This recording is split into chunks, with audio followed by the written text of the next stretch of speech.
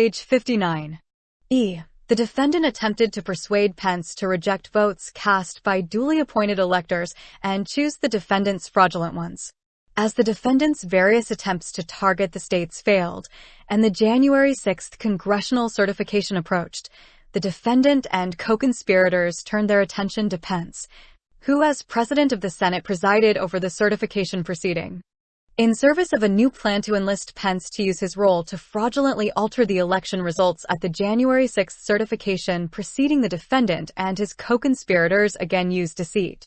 They lied to Pence, telling him that there was substantial election fraud and concealing their orchestration of the plan to manufacture fraudulent elector slates, as well as their intention to use the fake slates to attempt to obstruct the congressional certification. And they lied to the public, falsely claiming that Pence had the authority during the certification proceeding to reject electoral votes, send them back to the states, or overturn the election, and that Pence agreed he had these boundless powers. Page 60. With these lies, the defendant created the tinderbox that he purposely ignited on January 6th. The defendant first publicly turned his sights toward January 6th in the early morning hours of December 19th.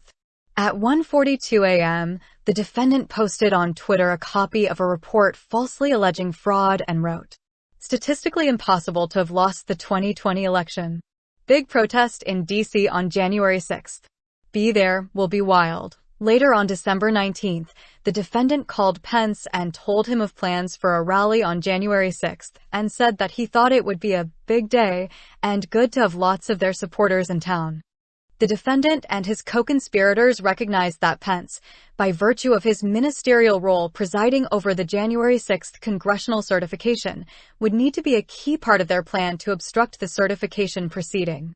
On December 23rd, in a memorandum drafted with CC5 assistance, CC2 outlined a plan for Pence to gavel in the defendant as the winner of the election based on the false claim that 7 states have transmitted dual slates of electors to the President of the Senate, and proposed that Pence announce that, because of the ongoing disputes in the 7 states, there are no electors that can be deemed validly appointed in those states.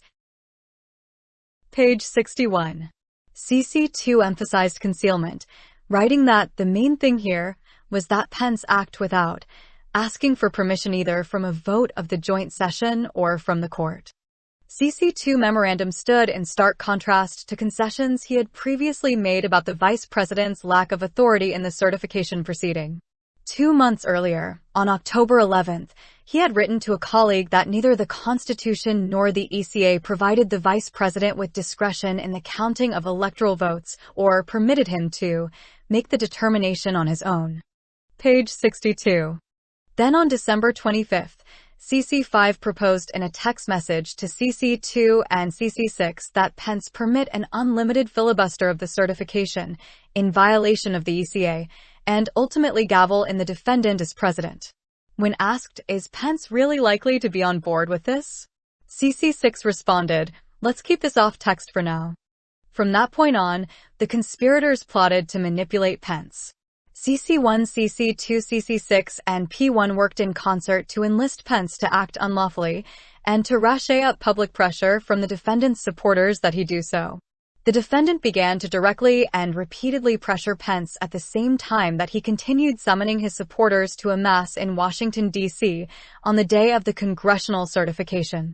On December 25th, when Pence called the defendant to wish him a Merry Christmas, the defendant raised the certification and told Pence that he had discretion in his role as President of the Senate.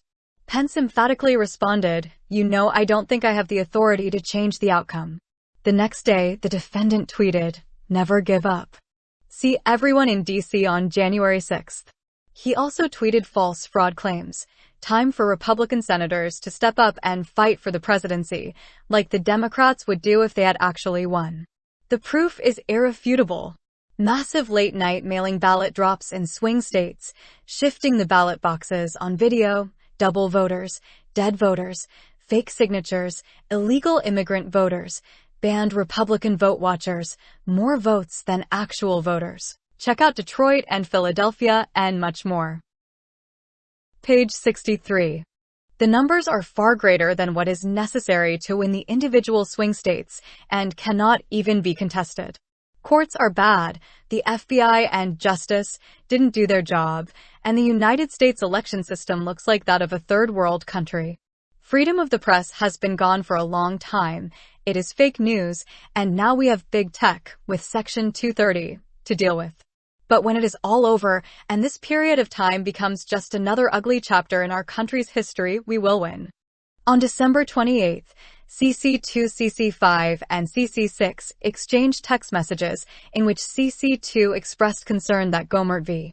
Pence lawsuit filed the day before that asserted that Pence had discretion to choose electoral votes during the certification proceeding would prompt a federal court to publicly reject and thus preclude the plan that the conspirators were advancing in private. Thereafter, at 11 a.m. on January 1st, the defendant called Pence to berate him because he had learned that Pence had filed a brief opposing the relief sought in Gohmert. When Pence explained, as he had before, that he did not believe that he had the power under the Constitution to decide which votes to accept, the defendant told him that hundreds of thousands of people are gonna hate your guts, and people are gonna think you're stupid, and berated him pointedly, "You're too honest, comma." Page 64. Within hours of the call with Pence, the defendant reminded supporters to travel to Washington for the certification proceeding, tweeting, "The big protest rally in Washington, D.C. will take place at 11:00 a.m. on January 6th. Locational details to follow. Stop the steal." The next day, on January 2nd, CC1, CC2, and CC6 appeared on P1 podcast. Asked whether the January 6th certification would be a climactic battle, CC2 responded that a lot of that depends on the calm age and the spine of the individuals involved. The defendant spoke to CC1 shortly after his appearance on the podcast.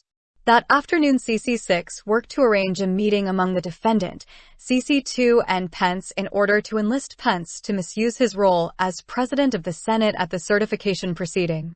When CC6 texted P1 about the meeting, P1, who had just finished a phone call with the defendant, reiterated that the defendant wanted Pence briefed by CC2 immediately. Thereafter, the defendant called Pence, informing him that he had spent the day speaking to his Secretary of State, state legislators, and members of Congress. As described supra pages 29 to 31, the defendant spoke with Georgia's Secretary of State P33 the same day. On the call with Pence, the defendant said he had learned that a U.S. senator was going to propose a 10-day delay in the certification proceeding and told Pence, "You can make the decision." Page 65. "You can make the decision to delay the count for 10 days. The defendant then referred Pence to CC2 for the first time and asked if Pence would meet with him. On January 3rd, the defendant again told Pence that at the certification proceeding, Pence had the absolute right to reject electoral votes and the ability to overturn the election. Pence responded that he had no such authority and that a federal appeals court had rejected a lawsuit making that claim the previous day. Then, the defendant took to Twitter to again falsely claim that fraud had permeated the election. "Sorry, but the number of votes in the swing states that we are talking about is very large and totally outcome determinative. Only the Democrats and some Renos would dare dispute this, even though they know it is true." The same day, CC2 circulated a second memorandum that included a new plan under which, in violation of the ECA, the vice president would send the elector slates to the state legislatures to determine which slate to count. Twitter to again falsely claim that fraud had permeated the election. "Sorry, but the number of votes in the swing states that we are talking about is very large and totally outcome determinative. Only the Democrats and some Renos would dare dispute this, even though they know it is true."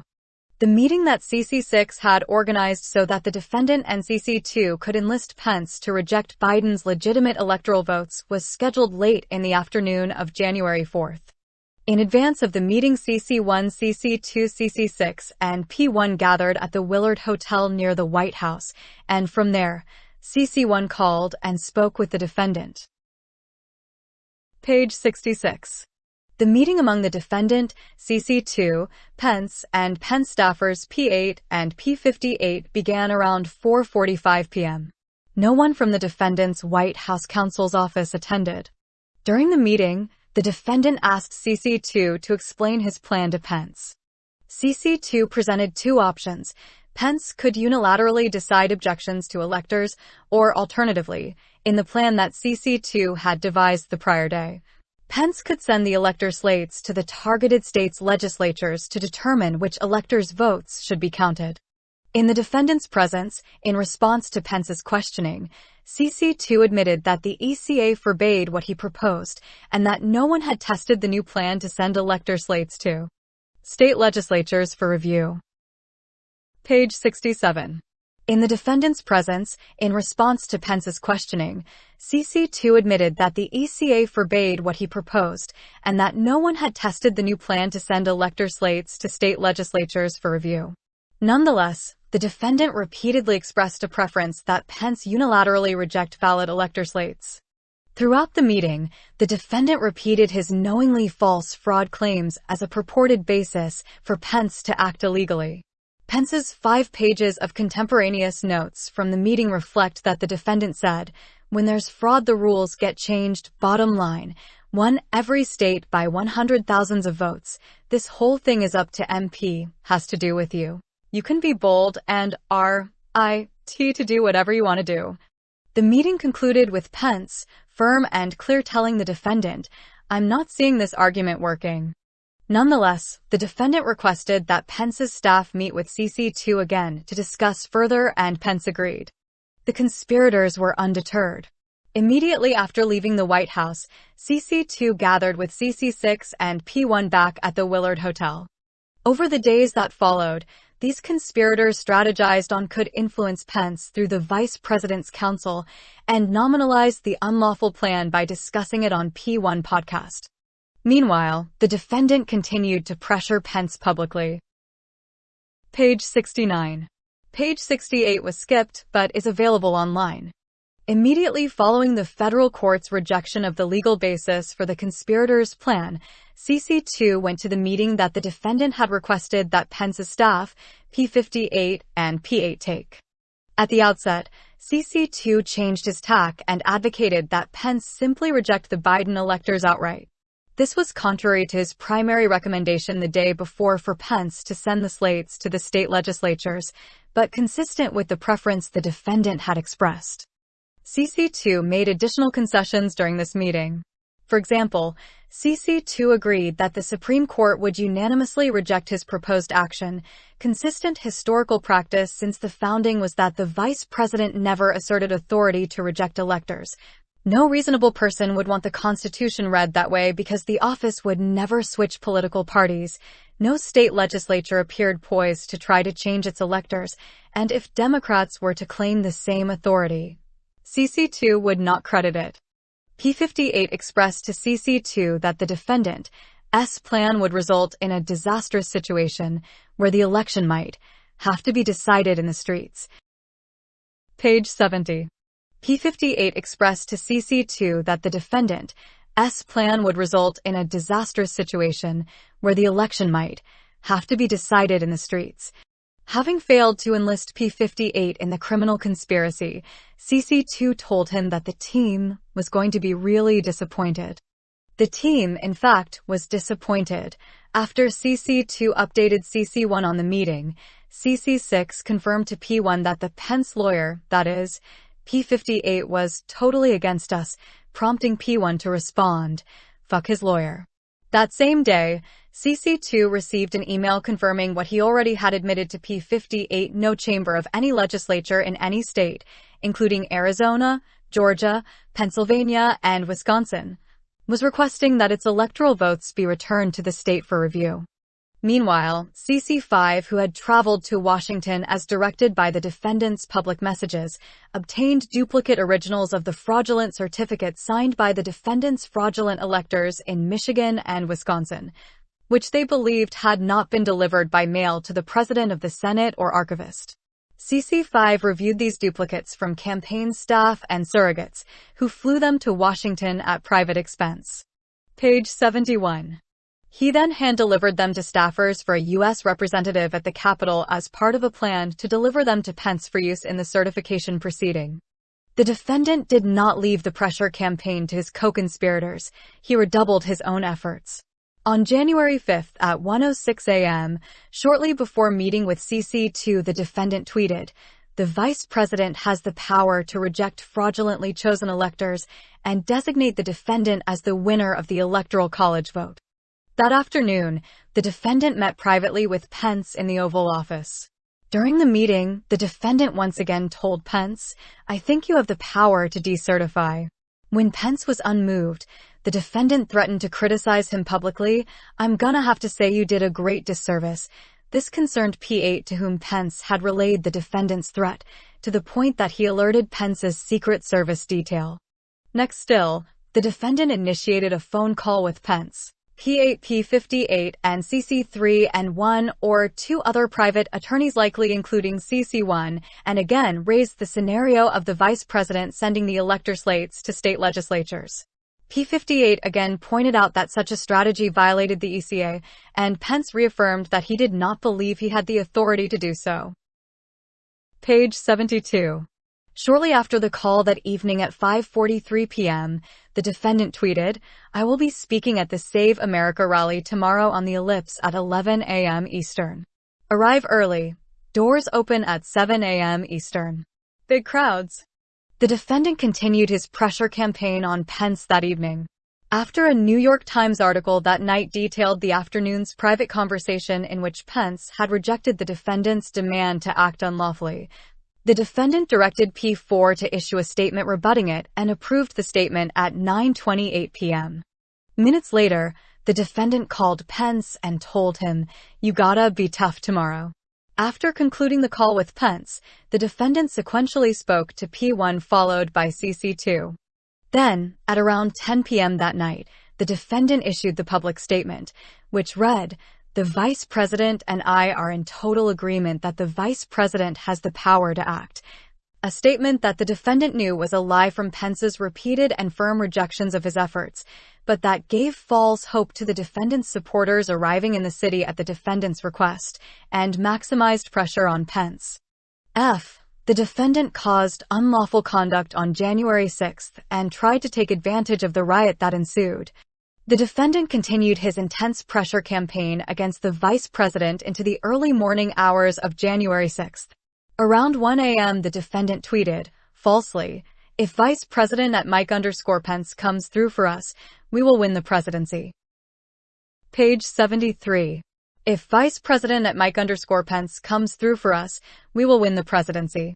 Decertify the mistake they made in certifying incorrect and even fraudulent numbers in a process not approved by their state legislatures, which it must be. Mike can send it back.